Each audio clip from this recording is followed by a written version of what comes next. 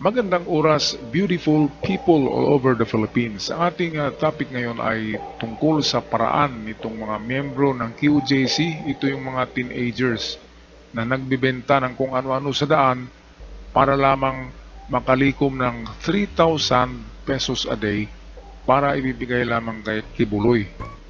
Ito ang paraan para makapasok sila sa tinatawag na the inner circle ng nitong simbahan ng QJC. Ay meron daw sila kuta na 3,000 pesos. Ang Pilipinas ay ang bansa na napakaraming relihiyon. 70% ay mga Katoliko, Kristiyano, ang nasa 25% at ang iba dyan ay mga bagong tayo na relihiyon. Kaya itong kay Kibuloy ay hindi natin ito makategorize kung Christian ba ito. Hindi naman to Katolik kasi iba ang kanyang pamaraan ng pagtuturo. Okay, dito sa video courtesy sa atin ng D. Rappler ay atin na mapanood ang iba't ibang estilo ng mga teenager para lamang makapaglikom ng napakalaking halaga sa araw-araw para maibigay kay pastor. Narito ang video, atin panoorin. Ang Kingdom of Jesus Christ ay meron na daw mahigit 7 million members na tinatawag niyang Kingdom Citizen, na binubuo daw ng mahigit 2 million na membro abroad at mahigit 4 milyong membro naman dito sa Pilipinas. Nahaharap ngayon sa maraming kontrobersya si Pastor Kibuloy, kabilang na ang mga kaso niya sa Amerika. Naglabas ng wanted poster ang Amerika laban kay Kibuloy dahil sa napakarami nitong kaso tulad ng conspiracy to engage in sex trafficking, by force, coercion, sex trafficking of children, marriage fraud, fraud and misuse of visas, bulk cash smuggling. Ganong kadami ang kasong isinampa ng FBI sa kanya.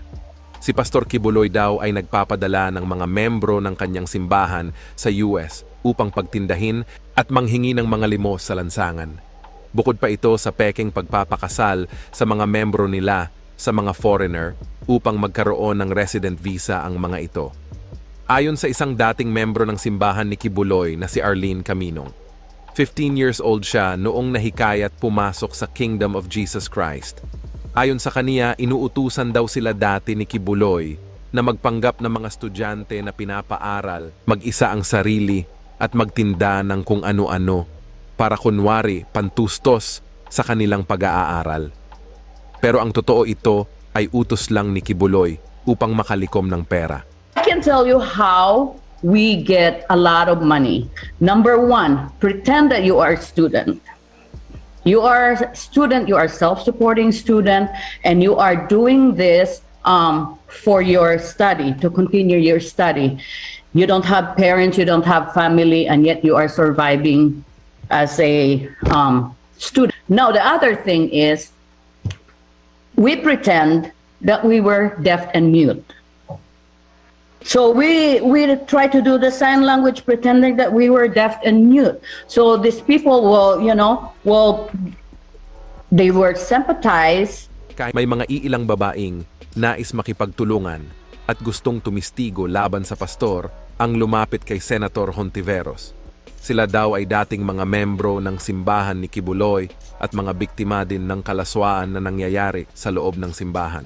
Grabe talaga ang modus na ito ni Kibuloy, mga ka-art lover. Mantakin nyo ay meron siyang pinapadala sa Amerika na mga membro. Tinatawag nila ito na miracle workers. Miracle workers, ha? Tinatawag na miracle workers yan kasi nagbibigay yan ng malaking kayamanan, malaking pera kay Kibuloy. Ito ay dolyar kasi Amerika. Ang pinupunterian nila ang Amerika dahil sa maraming Filipino workers sa Amerika. Yun din ang kanilang hinihingian, yung mga Pilipino na naroon sa Amerika. At hindi lang yan, nagpapanggap sila ng mga kunwari ikakasal sila ng peking kasal sa mga kakilala rin nila ng mga US citizen na. Kaya yun ang style nila para makapag-stay sila ng matagal sa Amerika. Ngayon na booking. Kaya nagkaroon ng naparaming kaso si Kibuloy sa Amerika. Kasama na yung pagpapadala doon ng mga miracle workers na yan. Okay, at kung nagustuhan yung ating video ngayon, mga cart lover, huwag kalimutan mag-subscribe. Ako'y magpaalam na. Maraming salamat. God bless us all at ingat kayong lahat.